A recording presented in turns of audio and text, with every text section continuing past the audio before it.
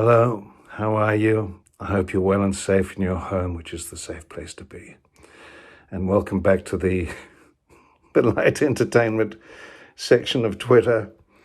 Today I've been thinking about my friend John Clarke, the great New Zealand satirist and writer and actor and stand-up comedian. He could do all sorts of things.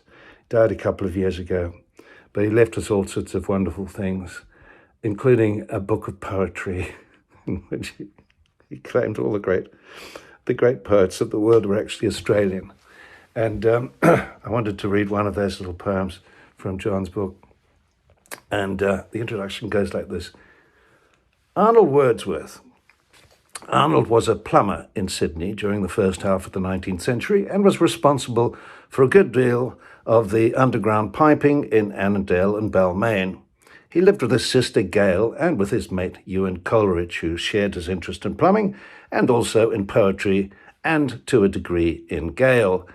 This is called Lines Composed About Halfway Across the Pyrmont Bridge. Earth has not anything to show more fair.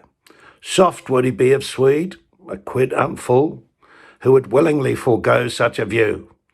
For lo, the sparrow breaketh of his wind, and this entire joint looks not too foul. Stand back, for when she goes, she bloody goes. Yeah, there used to be spectacular accidents in the world of plumbing. Anyway, I've put more stuff on Instagram, so which is entirely different. So talk to you there. Stay well.